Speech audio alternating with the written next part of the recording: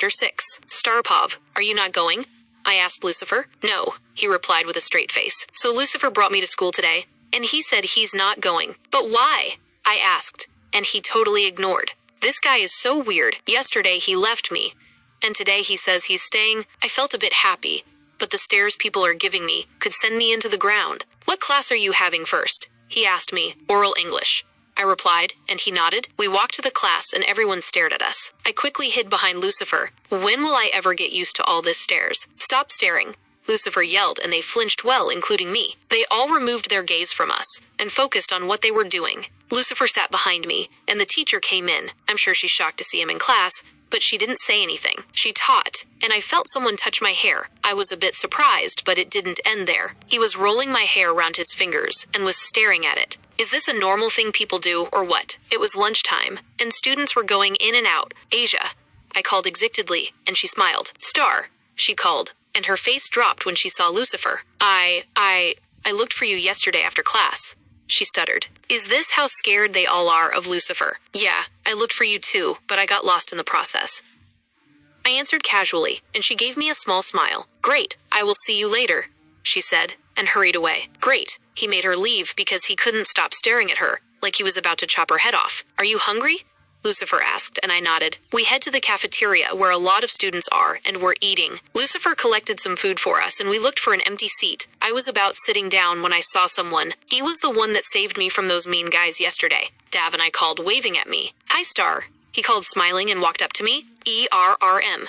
Lucifer, he called, stretching his hands for a handshake. Lucifer only started him back coldly, making Davin drop his hand. See ya, Davin said to me and walked away. If he keeps doing this, he's gonna chase everyone away from me. I sat down and began eating my food. I was done when Lucifer got a call and rushed out of the cafeteria, leaving me alone. I was able to attend the other classes with Asia, but she didn't want to talk about Lucifer. The day ended and everyone went home, but still, Lucifer isn't here yet. I got tired of waiting and began walking down the street. I walked, and truthfully, I had no idea where I was going. Reaching a nearby bookshop, I decided to go in, but a familiar car caught my attention. It was Lucifer's. I quickly rushed to the direction, but it was empty, and that was when I heard yelling coming from behind a house. I quickly followed the yelling and saw Lucifer punching a male, and he was bleeding. He looked matured like my papa, and before I could think, Lucifer removed a gun and shot him. Just like I do see in movies, I gasped and covered my mouth immediately, but it was too late.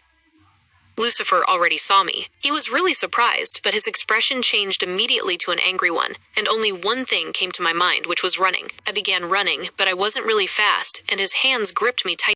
Starpov, what the hell are you doing here? He asked. How did you ever find me? He added. You left me at school and everyone left. I was just walking when I heard noise and came over here. I replied, playing with my fingers nervously. Let's go, he said, and I followed him to his car. He was about opening the door and I flinched, thinking he was trying to touch me. Are you scared of me? He asked. No, I replied with a shaky voice. He just shot someone and somehow it reminded me of my parents. I know they were bad people, but not all bad people deserve to die. Some deserve a second chance. Just like him, he is a bad person for killing, but no one killed him, which is unfair. He stared at me for some time, before making way for me to enter the car. He started driving, and we didn't say a word. Well, that's how it has always been. We arrived at the house and I went to my room. Clean few minutes, my food was brought to me and I ate up. I did the assignment we were giving and began getting ready to sleep. I took a shower and came out of the bathroom with a towel tied around my chest. I wore my transparent nightgown with nothing beneath, and the door opened. Lucifer gave me a quick glance from head to toe before looking away quickly. Do you need anything? He asked. No, I replied, and he walked away. What was that about? I thought. Lucifer never comes to my room to ask if I need anything or not, and by the way, he doesn't knock. I collapsed on the bed and slept off. I woke up due to the alarm sounds, but I felt like sleeping a little bit more. So I just lay there. I felt a strong hand pulled my legs, and I sprang up. 10 minutes, Star, Lucifer said angrily. He looked really upset today. I walked to the bathroom, did my business, and went for breakfast. In no time we were at school already. Lucifer didn't leave. I guess he is staying today. Today was really bored, because Lucifer looks like he's about to kill another person. I would have asked him if he's okay, but I know it's pointless. He will just ignore me. I saw Asia in the class, and she waved at me but didn't come close because of Lucifer. Class ended for the day, and I was happy. Lucifer and I went to his car, and he drove off. We drove past a park, and I saw an ice cream truck. My mom normally gets me ice cream. Lucifer, can I get an ice cream? I pouted, and he rolled his eyes. He drove back to the ice cream truck, and I rushed out of the car immediately. Sir, "Can I get 2 vanilla flavor, please?"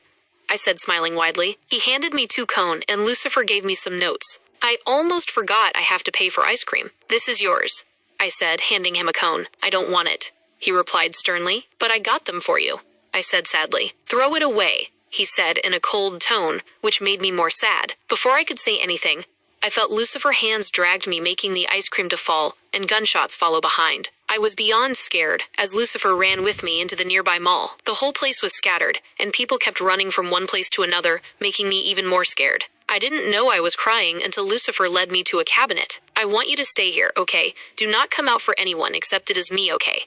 he said. "Don't go, please," I replied, crying. "Don't worry, I will be back as soon as possible," he said, and kissed my forehead. I lay inside the cabinet and closed it. TBC.